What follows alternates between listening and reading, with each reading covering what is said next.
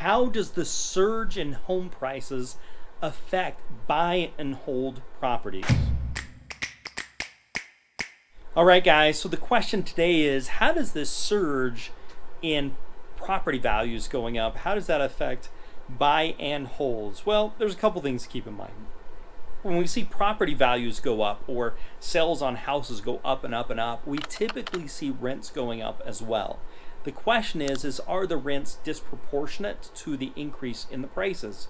Meaning, when it comes down to being a landlord, it's really about cash flow, and it's about how much money you can get in rent versus how much the initial investment is.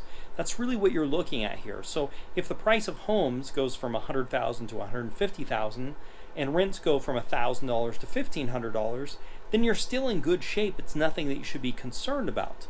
But if the home prices go from $100,000 to $150,000 and rents stay at $1,000, that's a concern, meaning you're going to have to hold out and wait for something else.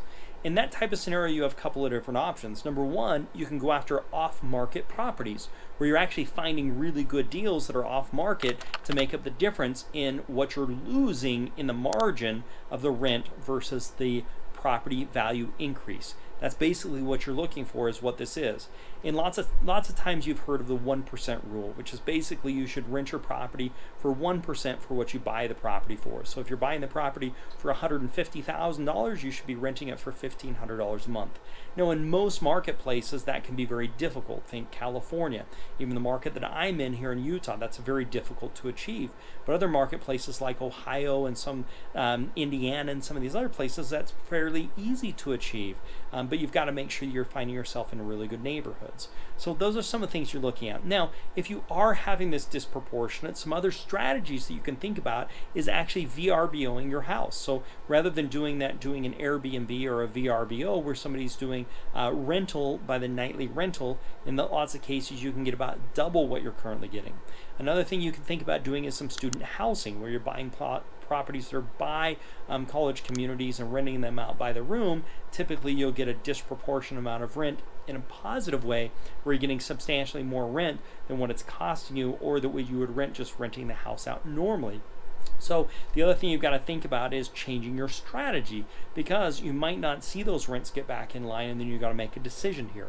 One thing to keep in mind when you're talking about rental properties is you want to be thinking about the long term. And so there's this whole idea of buying a property a year, and then your average median price ends up being a blended rate between all of those together. So if values go up and values go down, you're buying all along the way, and so you're stabilizing, which is called dollar cost averaging. It's just something that's used in stocks quite commonly, and you can do the same thing with real estate. Hey, I'm going to buy a property every year, keep it for 20 years, and at the end I'll look like a hero. So that's one of the things to keep in mind. So it really just comes down to, with this question, really comes down to what's happening with rents compared to prices.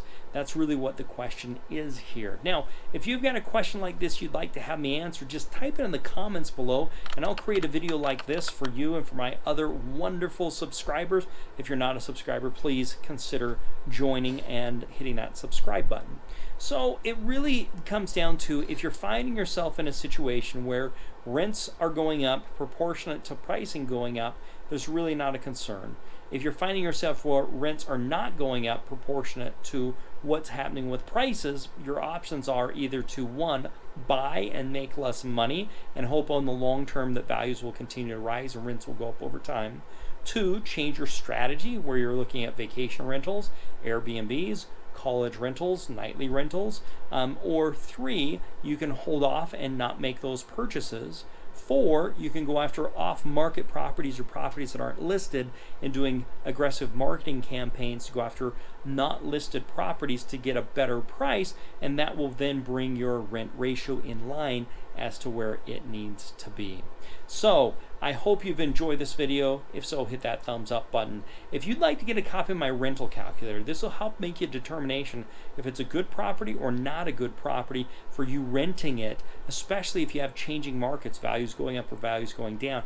You can get a copy of the one that I put together by texting me. Just text me your email address to 435 294-0433. Also, I've got another video of long-term rentals versus short-term rentals, kind of what I was talking about early. I'll link that on the here as well, so you can check that out. There's also a blog post I put together, what is buy and hold real estate?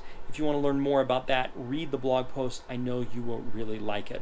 Otherwise, if you want to get a killer shirt like this flippin' legend shirt, I give one out every single Tuesday on my live cast on YouTube, Tuesdays at 6 p.m. If you hit that subscribe and bell notification, it'll notify you when I'm going live. I pay for the shirt, I pay for the shipping, we'll ship it, one winner each week. Otherwise, make it a very profitable day, and bye for now.